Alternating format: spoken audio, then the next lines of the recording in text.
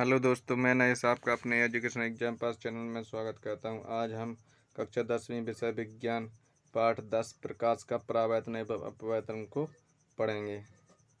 ठीक है, तो देर नहीं करते हुए क्वेश्चन की ओर चलते हैं।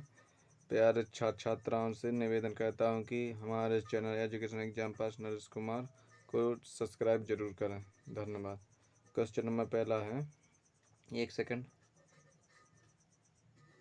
क्वेश्चन नंबर पहला है आपतित किरण किसे कहते हैं। तो आपतित किरण किसे कहते हैं, उत्तर है उसका प्रकाश स्रोत से किसी दी गई सतह पर पड़ने वाली प्रकाश किरण को आपतित किरण कहलाती है। आपतित किरण कहते हैं। जैसे ये एक चिकनी सतह है, यहाँ से आने वाली प्रकाश की किरण को इसे क्या कहते हैं, आपतित किरण कहेंगे।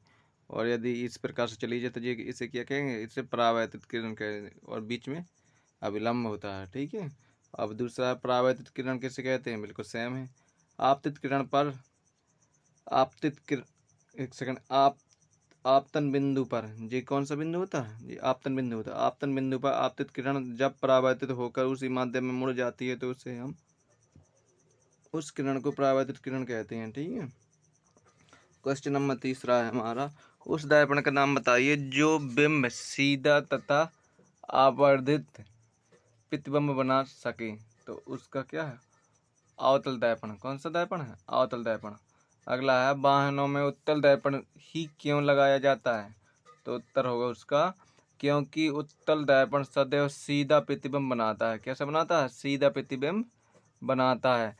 इनका दृष्टि क्षेत्र बहुत अधिक अर्थात लंबी दूरी के भी वस्तु का वास्तविक प्रतिबिंब बनाते हैं, क्योंकि ये बाहर की ओर वक्रित होते हैं। कहाँ, ये बाहर की ओर वक्रित होते हैं।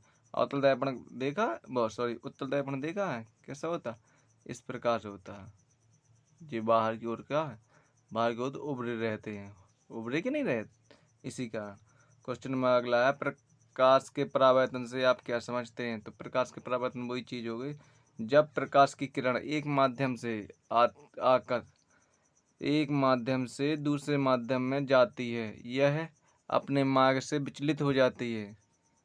प्रकाश के किरण को अपने मार्ग से विचलित हो जाना प्रकाश का परावर्तन कहलाता है। मतलब यहाँ से एक दिशा से आती है और दूसरी दिशा में चली जाती है, तो क्या प्रकाश का परावर्तन कहलाता है। इसे क्या कहते हैं, प्रकाश का परावर्तन कहते हैं। क्वेश्चन नंबर छठवां है हमारा, अपवर्तनांक किसे कहते हैं। तो अपवर्त उत्तर है, जब प्रकाश की किरण एक माध्यम से दूसरे माध्यम में जाती है तो यह अपना मार्ग से विचलित हो जाती है।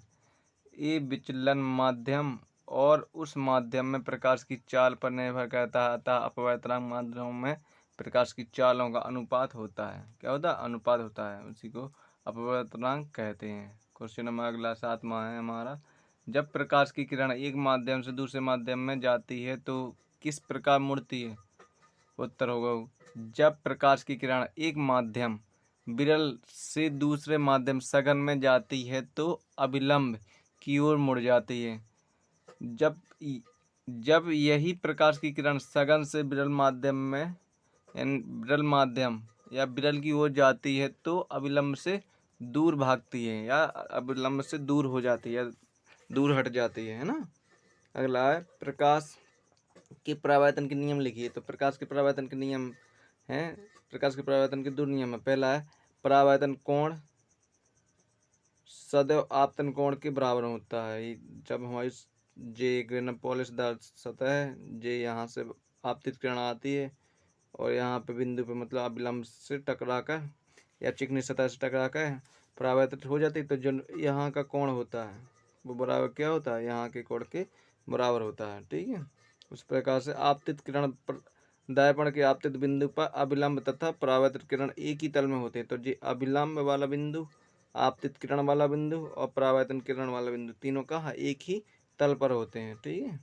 क्वेश्चन नंबर 9 है, स्नेल का नियम लिखिए। तो उत्तर होगा, जब प्रकाश की किरण किन्हीं दो माध्यमों के सीमा तल पर तिरछी आपतित किरण आपतित होती है तो आपतन कोण की ज्या साइन आपतन कोण की ज्या साइन का अनुपात एक नियतांक होता है। इस नियतांक को दूसरे माध्यम का पहले माध्यम के अपेक्षा अपवर्तनांक कहते हैं। इस नियम को स्नेल का नियम कहते हैं। ठीक है, क्वेश्चन नंबर 10वां है हमारा। एक सेकंड। क्वेश्चन नंबर 10वां है हमारा। 10वां क्या बोलता है, प्रकाश के अपवर्तन के नियम लिखिए। अपवर्तन के नियम लिखिए। तो उत्तर होगा प्रकाश के अपवर्तन के दो नियम हैं। अब परावर्तन के दो नियम है तो अब अपवर्तन के दो नियम वैसे नियम ये भी है।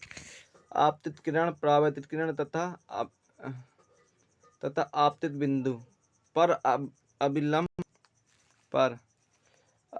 अभिलंब तीनों एक ही तल में होते हैं। क्या? आपतित किरण, परावर्तित किरण तथा आपतन बिंदु पर अभिलंब तीनों एक ही तल पर होते हैं। दूसरा है,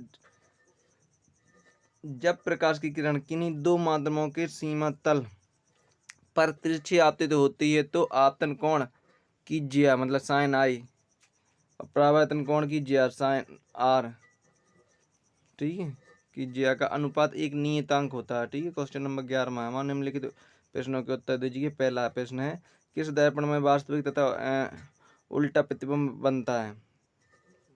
किस दर्पण में वास्तविक तथा उल्टा प्रतिबिंब बनता है? तो उत्तर होगा क्या? अवतल दर्पण। दूसरा है, किस दर्पण की फोकस दूरी सदैव धनात्मक होती है? तो उत्तल दर्पण की। अगला है, दर्पण का प्रतिबिंब को ऋणात्मक मान क्यों रखते हैं? क्योंकि बिंब सदैव दर्पण के सामने बाईं ओर ही रखते हैं। अगला है, उस दर्पण का नाम बताइए जिसकी फोकस दूरी ऋणात्मक होती है। अवतल दर्पण। कौन सा है? अवतल दर्पण। क्वेश्चन नंबर 12 है हमारा, लेंस की क्षमता क्या है? इसका एसआई मात्रक क्या है?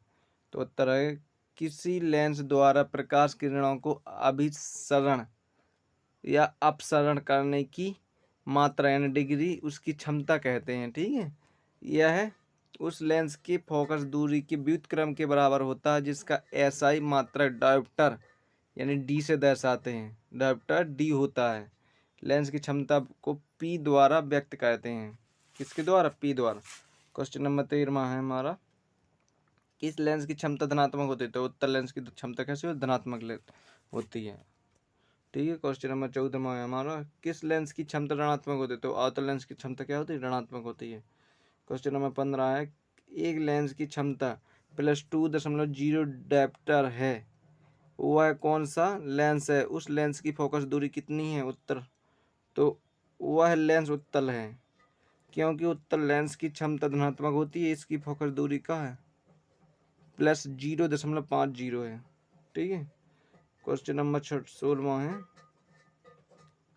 चश्मा बनाने वाले विभिन्न क्षमता के लेंसों का उपयोग किस प्रकार करते हैं?